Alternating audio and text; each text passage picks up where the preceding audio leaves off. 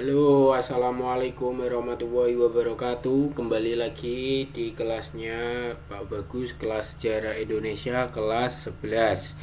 Hari ini kita akan melanjutkan kembali materi kita tentang kolonialisme dan imperialisme. Hari ini kita akan belajar bagaimana kolonialisme dan imperialisme bangsa Spanyol di Indonesia. Langsung saja. Tujuan pembelajarannya, setelah kegiatan pembelajaran 3 ini, kalian diharapkan mampu menjelaskan perkembangan penjajahan bangsa Eropa, terutama tadi ya Spanyol ke Indonesia, serta membuat laporan tertulis tentang perkembangan penjajahan bangsa Eropa. Itu tujuan pembelajaran yang harus kalian capai untuk pembelajaran hari ini. Ini peta konsepnya. Jadi hari ini kita akan membahas tentang latar belakangnya. Latar belakang bagaimana bangsa Spanyol ini bisa datang ke Indonesia. Kemudian di sini juga nanti ada yang namanya Perjanjian Tordesillas. Apa itu nanti Perjanjian Tordesillas, kita juga akan bahas sedikit banyak. Kemudian setelah tadi masuk ke Indonesia, kita tahu latar belakangnya, ada Perjanjian Tordesillas.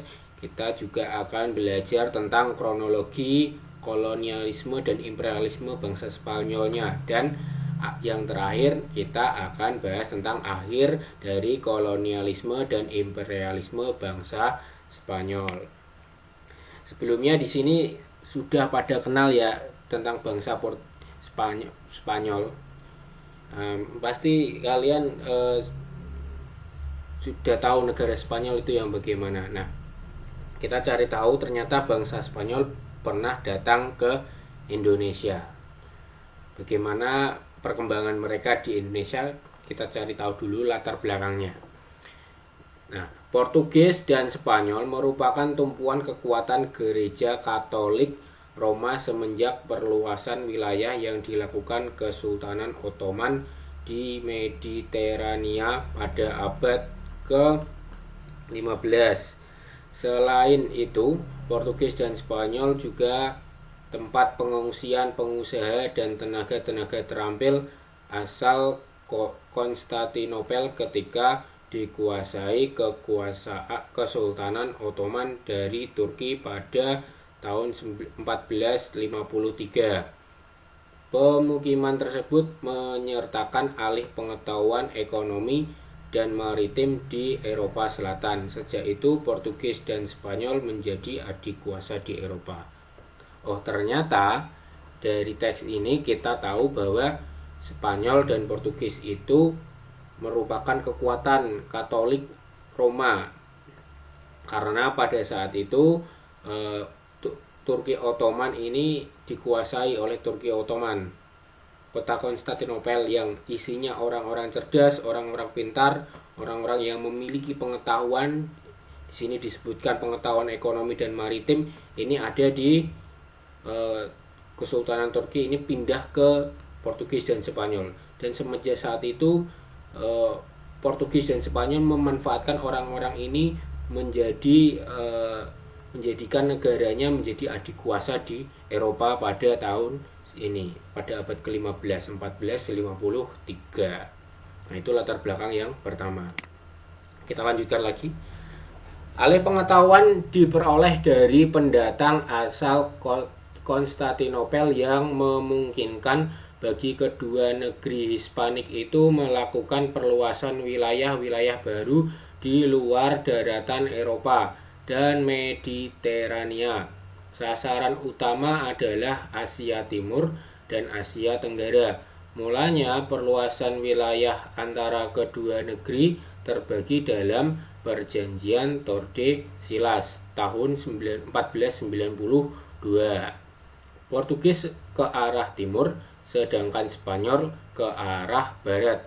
Masa itu belum ada gambaran bahwa bumi itu bulat, baru disadari ketika kapal-kapal layar kedua belah pihak bertemu di perairan Laut Sulawesi.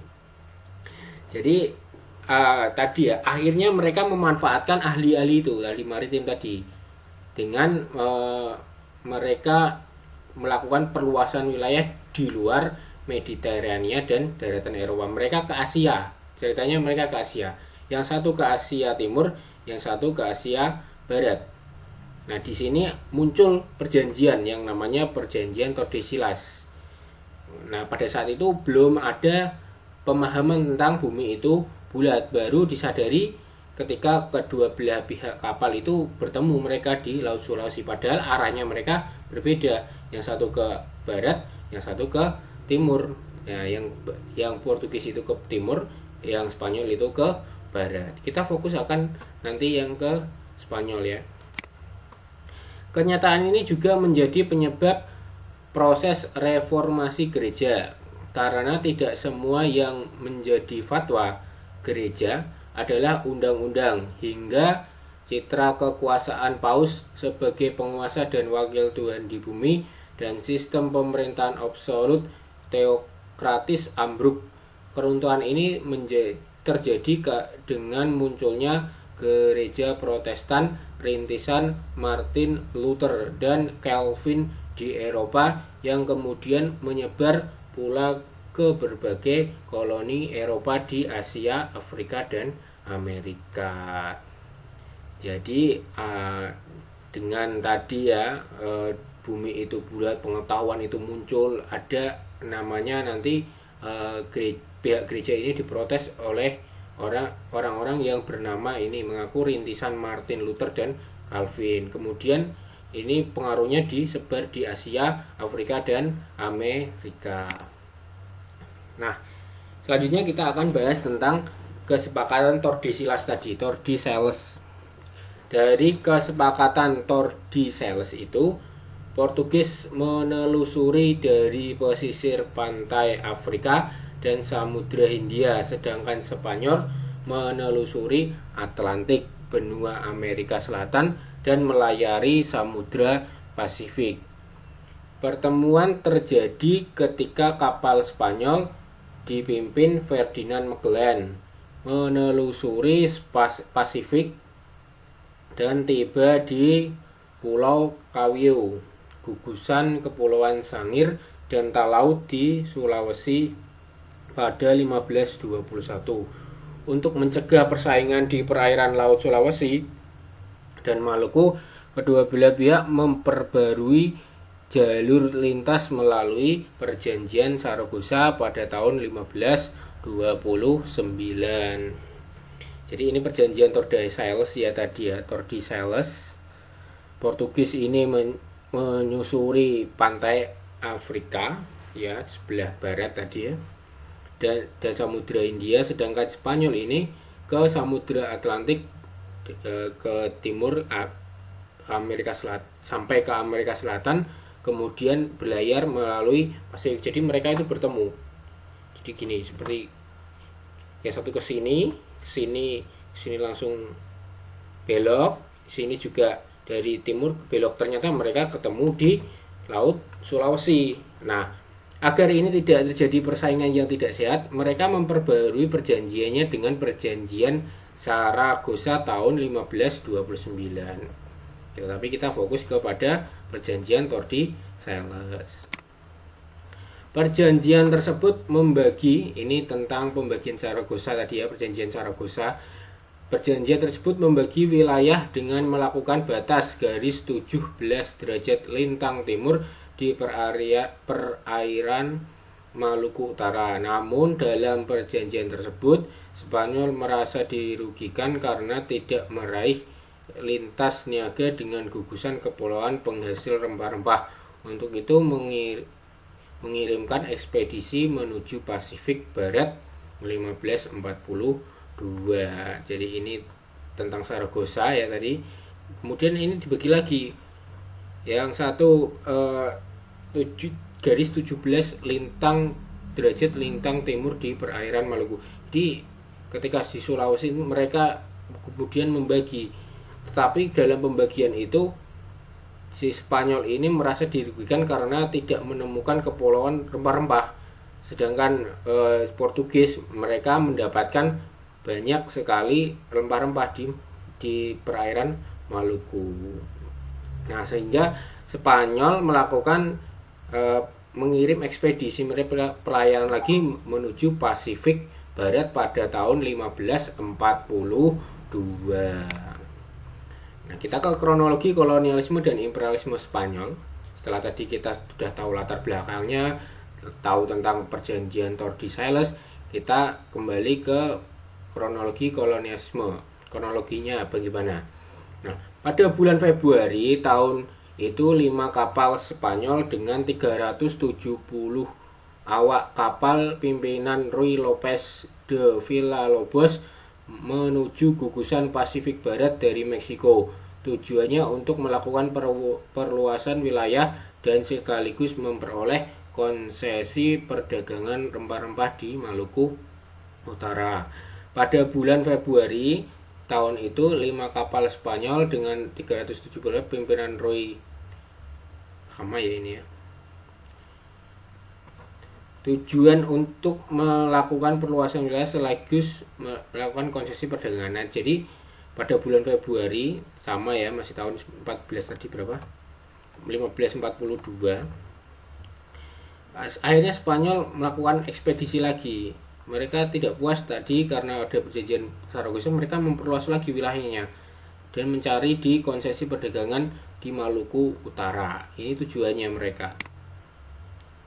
Sekalipun Filipina tidak menghasilkan rempah-rempah, tetapi kedatangan Spanyol di gugusan kepulauan tersebut menimbulkan protes keras dari Portugis. Kenapa kok protes keras? Ya karena Portugis ini merasa perjanjian Saragossanya dilanggar. Alasannya karena gugusan kepulauan itu berada di bagian barat di lingkungan wilayahnya. Walaupun konsentrasi perhatian di Amerika Tengah, Spanyol tetap mengendaki konsesi niaga rempah-rempah Maluku Utara yang juga ingin didominasi Portugis. Tetapi Spanyol terdesak oleh Portugis hingga harus mundur ke Filipina. Akibatnya Spanyol kehilangan pengaruh di Sulawesi Utara yang sebelumnya menjadi kantong ekonomi dan menjalin hubungan dengan masyarakat Minahasa. Ya, akhirnya tadi ya Spanyol ke Filipina, tetapi di Filipina di perairan Maluku bagian utara ini diprotes oleh Portugis karena itu merupakan wilayah berdasarkan perjanjian Saragossa. Akhirnya Spanyol ini diusir dari dari Filipina ke Maluku Utara tadi, yang mengakibatkan ini pertentangan dari Portugis itu karena Spanyol memang kantong-kantong ekonominya ada di Minahasa tadi, sudah nyaman mereka kantong-kantongnya di Sulawesi Utara di masyarakat Minahasa tadi. Nah itu kalau perjanjian dilanggar ya seperti itu. Peperangan di Filipina Selatan turut mempengaruhi perekonomian Spanyol. Penyebab utama kekalahan Spanyol juga akibat aksi pemberontakan pendayung yang melayani kapal-kapal Spanyol. Sistem perkapalan Spanyol bertumpu pada pendayung yang umumnya terdiri dari budak-budak Spanyol. Biasanya kapal Spanyol dilayani 500-600 pendayung yang umumnya diambil dari penduduk wilayah yang dikuasai Spanyol. Umumnya pemberontakan para pendayung terjadi bila ransum makanan menipis dan terlalu dibatasi dalam pelayaran panjang. Untuk mengatasi Spanyol menyebarkan penanaman palawija termasuk aneka ragam cabai, rica, jahe kuraka, dan kunyit, kesemuanya ditanam pada setiap wilayah yang dikuasai untuk persediaan logistik makanan awak kapal dan ratusan pendayung. Di sini ada konflik antara Spanyol dan pendayung 500-600 pendayung yang biasanya diambil dari penduduk wilayah yang dikuasai Spanyol. Jadi di sini terjadi konflik antara Spanyol ini memuncak ya. Sejak saat itu budaya makan pidis yang diramu dengan berbagai bumbu masak yang diperkenalkan pelaut Spanyol menyebar pesat dan menjadi kegemaran masyarakat di Minahasa. Ada pula yang menarik dari peninggalan kuliner Spanyol, yakni budaya panada. Kue ini juga asal dari penduduk Amerika Latin yang dibawa oleh Spanyol melalui lintasan Pasifik Bedanya adonan panada diisi dengan daging sapi ataupun domba, sedangkan panada khas Minahasa diisi dengan ikan. Nah, itu ketika mereka menduduki wilayah di perairan Minahasa, perairan di Sulawesi, Spanyol ini meninggalkan beberapa budaya yang namanya budaya makan pidis, dan meninggalkan kue juga namanya budaya panada. Mereka karena kebiasaan ini ditiru oleh masyarakat Minahasa, dan tapi isinya diganti. Kalau di Spanyol itu diisi dengan daging sapi, tapi kalau di Minahasa itu diisi dengan ikan. Kota Kema merupakan pemukiman orang Spanyol, dimulai dari kalangan pendayung yang menetap dan tidak ingin kembali ke negeri leluhur mereka. Mereka menikahi perempuan-perempuan penduduk setempat dan hidup turun-temurun. Jadi ada yang namanya Kota Kema. Kota Kema ini merupakan orang Spanyol yang isinya orang Spanyol yang menikah dengan penduduk asli dan tidak mau kembali ke negerinya. Maka dari turunan itu, dari anak cucunya, mereka wajahnya mirip orang-orang Spanyol kalau kita tahu sekarang. Kema kemudian juga dikenal para musafir Jerman, Belanda, dan Inggris. Mereka ini pun berbaur dan berasimilasi dengan penduduk setempat, sehingga di Kema terbentuk masyarakat pluralistik dan memperkaya Minahasa dengan budaya majemuk dan hidup berdampingan harmonis. Itulah sebabnya hingga masyarakat Minahasa tidak canggung dan mudah bergaul dengan orang-orang barat. Ya, karena leluhur mereka juga orang-orang barat. Akhirnya orang Minahasa tidak canggung ketika ada orang Belanda, orang Jerman, orang Inggris ke Indonesia. Mereka tidak canggung bergaul dengan mereka, karena memang leluhur mereka, kakek-kakek mereka juga orang-orang Spanyol yang dulunya dari kalangan pendayung yang dimanfaatkan Spanyol tadi, tidak mau kembali di negeri mereka. Nah, kita akan membahas tentang akhir kolonialisme dan imperialisme bangsa Spanyol. Mengapa sih orang Spanyol ini berakhir kolonialisme dan imperialismenya? Minahasa juga pernah berperang dengan Spanyol. Ternyata diakibatkan dengan peperangan yang dimulai tahun 1617 dan berakhir 1645. Berapa tahun ini? 15 kurangi 7, 8, 3 kurangi 1, 2, 28 tahun perang dengan orang Minahasa. Perang ini dipicu oleh ketidakadilan Spanyol terhadap orang-orang Minahasa, terutama dalam hal perdagangan beras sebagai komoditi utama waktu itu. Jadi latar belakang perangnya karena orang-orang Minahasa ini merasa tidak adil, merasa tidak adili oleh Spanyol tentang perdagangan beras, karena beras itu pada saat itu menjadi komoditas. Perang terbuka terjadi pada tahun 1644 sampai 1646. Perang terbuka itu perang fisik ya.